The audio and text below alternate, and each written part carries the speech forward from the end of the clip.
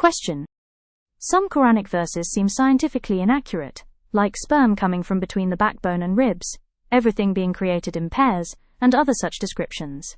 If these appear unscientific, is the Quran really God's word?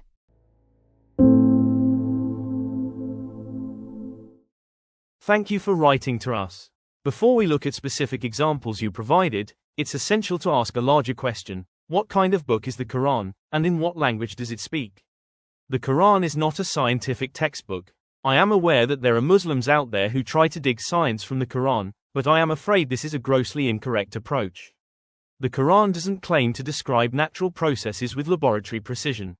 Its purpose is far deeper: to awaken the moral and spiritual awareness of human beings, to show them where they came from, why they exist, and where they are going.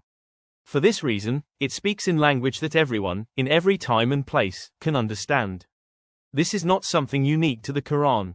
Even scientists use vocabulary that is technically wrong or inaccurate.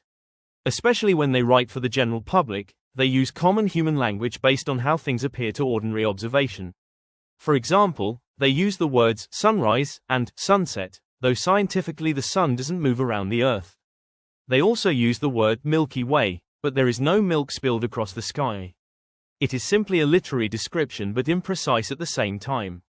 They say shooting stars, even though they are meteors burning in the atmosphere. Astronomers and physicists speak of stardust to describe the chemical elements left by dying stars, though there is no literal dust floating in the void. They use the word wormhole to describe a shortcut through space-time, analogous to a worm's tunnel through an apple. These words are not scientifically exact, yet they are true enough to communicate meaning to all people. They capture the experience of reality, not its mathematical description. The Quran, or for that matter even the previous revealed texts, speaks in this same phenomenological language, the language of how things appear and what they signify to human beings. If the Quran had used the technical vocabulary of any one age, the medicine of Hippocrates, the astronomy of Ptolemy, or the physics of Einstein, it would have become obsolete the moment scientific understanding changed. Instead, it uses timeless and exalted speech, rooted in observation and reflection, that always remains meaningful. When it describes the heavens, the earth, and the creation of life, it does so to direct our attention to their creator, not to teach us their chemical composition. Science tells us how things happen. Revelation tells us why they exist and what they mean. They address different dimensions of reality. A scientific theory can describe the process of birth, but it cannot explain why life exists at all, or why moral responsibility matters. The Quran speaks to this deeper plane of truth, the truth that gives purpose to everything we discover. It is not meant to replace science, but to complete human understanding by connecting knowledge to meaning.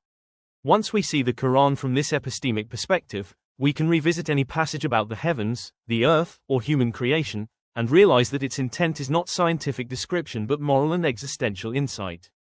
It speaks in human language, to human experience, about the reality behind all appearances. To address the specific examples that you've brought up, please refer to the following published answers on our website. The links are provided in the description.